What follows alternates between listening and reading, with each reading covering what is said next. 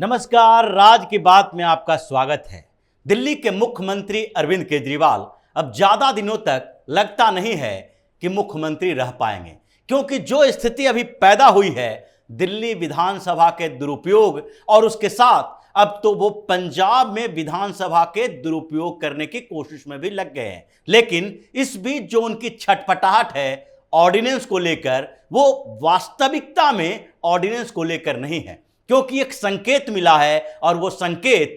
कानून मंत्री अर्जुन राम मेघवाल ने दिया है, जिससे कि अरविंद केजरीवाल का कैंप घबराया हुआ है। ऐसा लग रहा है उसे कि अगर राज्यसभा में भारतीय जनता पार्टी को यह नहीं लगा कि वो अपना बिल पेश कर पाएंगे लेकिन पास नहीं कर पाएंगे, तो फिर हमारी कुर्सी छिन जाएगी। और यही वजह है कि वो विपक्षी एकता के नाम पर अपने लिए समर्थन जुटा रहे हैं, कोशिश कर रहे हैं कि कांग्रेस सहित सारी की सारी विपक्षी पार्टियां हमारे साथ आए और दिल्ली में विधानसभा के खत्म होने के लिए जो ड्राफ्ट तैयार किए जा रहे हैं, जिसकी संभावनाएं दिखाई पड़ रही है कि मॉनसून सत्र में जो ऑर्डिनेंस को बिल के रूप में पेश किया जाना है उसमें और भी फेरबदल हो सकता है। दिल्ली विधानसभा के खिलाफ भी एक बिल तैयार हो रहा है और जो संकेत कानून मंत्री ने दिए हैं, जिसमें शामिल थे अटॉर्नी जनरल भी, जिसमें शामिल थे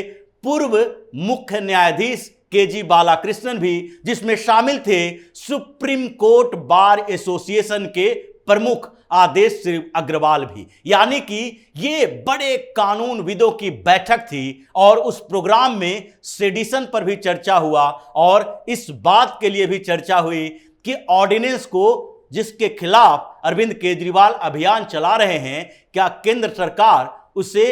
बिल के तौर पर पेश करेगी राज्यसभा में, और क्या जो अभी मॉनसून सत्र आने वाला है उसमें दिल्ली सरकार के इस छटपटाहट के लिए कोई दूसरा इलाज करने की तैयारी है। इसमें उन्होंने ये तो साफ तौर पर कह दिया कि बिल तो पेश होगा और मॉनसून सत्र में ही पेश होगा। इसलिए अरविंद केजरीवाल परेशान हैं, क्योंकि जिस तरीके से नेशनल कैपिटल टेरिटरी में दुरुपयोग किया जा रहा है पावर का, जिस तरीके से नेशनल कैपिटल टेरिटरी को अराजकता की स्थिति पैदा करने का एक साधन बना दिया गया है, उससे तो यही लगता है कि अब यहां विधानसभा की जरूरत नहीं है, यहां मुख्यमंत्री की जरूरत नहीं है, बल्कि वही पुरानी व्यवस्था जिसमें लेफ्टिनेंट गवर्नर होते थे और उनके साथ उनको सलाह देने के लिए एक कमेटी होती थी, और उसी कमेटी के माध्यम से जो जैसा कि अभी दिल्ली के मुख्यमंत्री के साथ साथ साथ मंत्री होते हैं, वैसे ही हर विभाग के लिए एक कमेटी में सलाहकार हो जो एलजी को सलाह दें, यानी कि वो एलजी के परोक्ष मंत्री के तौर पर काम करें। जो 1966 में व्यवस्था बनाई गई थी, जो 93 में विधानसभा होने से पहले थी, वही व्यवस्था की तैयारी होनी चाहिए। संविधान संशोधन से जब विधानसभा लाया जा सकता है तो संविधान में संशोधन करके विधानसभा खत्म भी किया जा सकता है। ऐसी चर्चा विस्तृत तरीके से हुई और ये मॉनसून सत्र के दौरान ही एक बड़ा झटका अरविंद केजरीवाल को मिलने वाला है। यही तो वजह है कि अरविंद केजरीवाल अभी इतने बेचैन हैं कि वो एलजी के खिलाफ तो बात कर ही रहे हैं, लेकिन विपक्षी पार्टियों में उन पार्टियों के सामने भी सरेंडर करने की स्थिति में है जिनकी औकात इनके सामने, इनकी नजरों में कुछ भी नहीं थी, जिसे ये करप्ट पार्टी कहा करते थे। जब अन्ना आंदोलन शुरू हुआ उसके बाद अरविंद केजरीवाल ने राजनीतिक पार्टी बनाने की बात की, तो जिन लोगों का नाम उनकी लिस्ट में था कि ये सब करप्ट लीडर हैं, ये सब वो लीडर हैं जो कि परिवारवादी पार्टियां चलाते हैं, आज उन्हीं लोगों के सामने अरविंद केजरीवाल घुटने टेके बैठे हैं। उन्होंने इस बीच झारखंड मुक्ति मोर्चा के नेता और झारखंड के सीएम सोरेन के पास भी अपनी मुलाकात करने के बहाने उनसे मदद मांगने की अपील की। उनके पास रांची तक गए, यहां तक कि लालू प्रसाद यादव के परिवार के खिलाफ इन्होंने लंबे समय तक भ्रष्टाचार का मुद्दा उठाया था। अब तेजस्वी यादव जैसे इनके सामने जो बच्चा है उसके सामने भी घुटने टेके खड़े हैं और अखिलेश यादव मुलायम सिंह यादव, धर्मेंद्र यादव, ऐसे करके संजय सिंह जो बार बार मुलायम सिंह यादव के पूरे परिवार की बेइज्जती किया करते थे राजनीति में, आज जो अरविंद केजरीवाल हैं अखिलेश यादव के सामने जाकर घुटने टेकते हैं, गिड़गिड़ाते हैं कि हमें मदद कीजिए वरना हम दिल्ली के मुख्यमंत्री भी नहीं रह पाएंगे। उसकी वजह यही है क्योंकि सरकार जो मॉनसून सत्र में ऑर्डिनेंस को बिल में कन्वर्ट करने की कोशिश कर रही है और जिसके लिए तैयारी की गई है कि लोकसभा में पारित किया जाएगा, फिर राज्यसभा में भेजा जाएगा और लोकसभा में तो किसी भी पार्टी से समर्थन अगर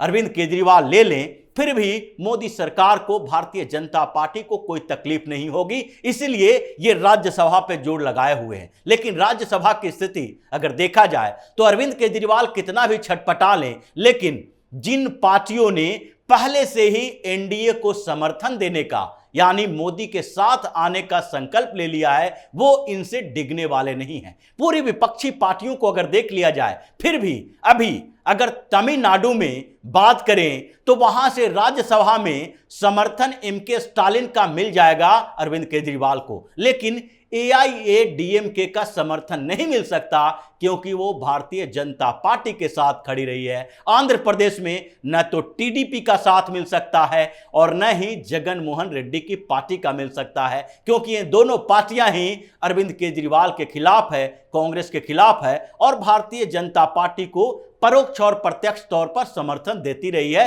राज्यसभा में सारे बिल का लगभग सपोर्ट करती रही है। नवीन पटनायक की बात जहां तक है, उड़ीसा में वो इन विपक्षी एकता में शामिल नहीं हैं, वो भी राज्यसभा में केजरीवाल का साथ नहीं देंगे, वो तो मिलने तक से इनकार करने वाले लोग हैं। जैसा कि पिछले दिनों जब नीतीश कुमार उनसे मिलने के लिए गए थे तो उस समय भी उन्होंने साफ तौर पर कह दिया था कि आपके ये जो अभियान है कि भारतीय जनता पार्टी के खिलाफ एक हो, उस अभियान में हम शामिल नहीं होंगे। हम अपने स्टेट में अपने बलबूते पर चुनाव लड़ेंगे, चाहे भारतीय जनता पार्टी ही सामने क्यों ना हो। इसीलिए नवीन पटनायक का भी समर्थन नहीं मिलेगा, शिंदे का भी समर्थन नहीं मिलेगा और विपक्षी पार्टियों में जो बची खुची पार्टियां हैं उसमें से कांग्रेस भी पूरी तरीके से कंफ्यूज है कि अगर हम केजरीवाल का साथ देते हैं तो दिल्ली का जो हमारा यूनिट है पूरी तरीके से खत्म हो जाएगा। न अजय माकन, न संदीप दीक्षित, ये सारे के सारे लोग अभी अगर केजरीवाल को समर्थन दिए तो फिर पार्टी ही छोड़ देंगे। उनके लिए भी विकल्प की तैयारी चल रही है, इसलिए केजरीवाल को कोई समर्थन नहीं मिलेगा, लेकिन वो कोशिश में लगा हुआ है और यही कारण है कि आज पंजाब विधानसभा में भी अरविंद केजरीवाल की एंट्री हो रही है। जो विशेष सत्र पंजाब विधानसभा का होने वाला है उसमें कहा जा रहा है कि अरविंद केजरीवाल को बुलाया जाएगा। अरविंद केजरीवाल वहां जाएंगे और वहां पर विधायकों के सामने विधानसभा के अंदर एक दूसरे राज्य के मुख्यमंत्री यानी दिल्ली के मुख्यमंत्री वहां पर जाकर संबोधित करेंगे और ये गुहार लगाएंगे कि देखिए दिल्ली में हमारे साथ क्या हो रहा है। वहां के विधायकों को अपने साथ लाने की कोशिश करेंगे और बताएंगे कि जो दिल्ली में काम नहीं करने दिया जा रहा है, एलजी हमारे ऊपर अंकुश लगाए हुए है, वो पंजाब में नहीं हो रहा है क्योंकि पंजाब पूर्ण राज्य है, दिल्ली यूनियन टेरिटरी है। और ये बहाना है, ये संकेत है कि अगर पंजाब के विधायकों ने